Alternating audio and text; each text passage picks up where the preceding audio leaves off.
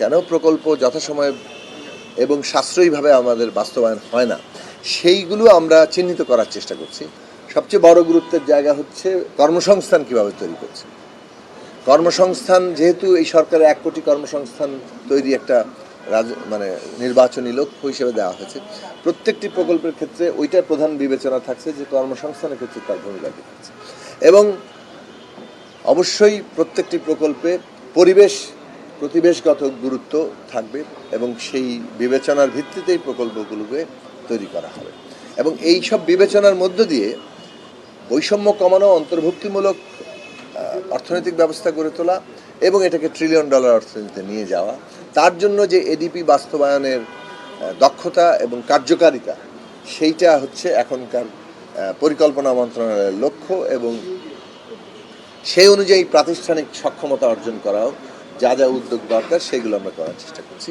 এবং সেটা আসলে কেবল পরিকল্পনা মন্ত্রণালয়ের ব্যাপার শুধু নয়, এটা আসলে একেবারে মাঠ পর্যায় পর্যন্ত এর যে কাঠামো এবং সেটাকে সেখানে বাস্তবায়ন করার মতো সক্ষমতা অর্জন করা, সেইটা নিয়ে যাওয়ার বিষয়েও যেমন কাজ হচ্ছে, তেমনি এখানে জেলা প্রশাসকদের সম্মেলনেও সেই বিষয় নিয়ে ব্যাপক আলোচনা হয়েছে।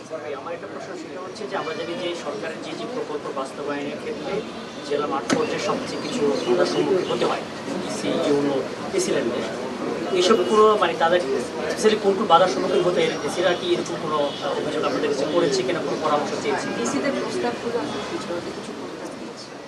না, তাদের প্রস্তাবের জায়গায় যেমন ধরুন জমি অধিগ্রহণ একটা বড় সমস্যা এখানে, এমনকি ফাইন্যান্সিয়াল ক্যালেন্ডার যেটা, সেটাও অনেক ক্ষেত্রে সমস্যার জায়গা তৈরি করে। এখানে আইএমইডি মূল্যায়ন এবং পরিবীক্ষণের জায়গাগুলোর অভাবটাও অনেক সময় তাদেরকে সমস্যার জায়গাটা সৃষ্টি করে। তারপরে দুর্নীতি তো একটা আছেই। তো এই বিষয়গুলো তো যে সমস্ত সমস্যা তারা ফেস করছেন, এগুলো তারা লিখিতভাবেও দিচ্ছেন এবং এইসব ভিত্তিতে আসলে আমরা আরও পর্যালোচনা এখানে হবে এবং তার ভিত্তিতেই কিন্তু পরবর্তী পদক্ষেপগুলো গ্রহণ করা হবে। সরকারের যেটা জায়গা, যে এটা বিজনেস অ্যাজ ইউজুয়াল করলে চলবে না, আগে যেভাবে চলেছে এখনও সেভাবেই চলবে এইরকম জায়গা নেই। সরকারের সুনির্দিষ্ট পরিকল্পনা আছে এবং সেই পরিকল্পনা বাস্তবায়নের সময়সীমাও এখানে অসীম নয়, সুনির্দিষ্ট সময়ের মধ্যে শেষ করা। এখানে আমরা যেটা দেখেছি গত কিছুদিনের অভিজ্ঞতায় অনেকগুলো প্রকল্পের ক্ষেত্রে, 17 সালের প্রকল্প নেওয়া হয়েছে, এখনও সেটা চলমান, কয়েক দফা সংশোধন এবং ব্যয় বৃদ্ধি পাচ্ছে, ব্যয় ব্যতিরেকেও সময়সীমা বাড়ানো হচ্ছে।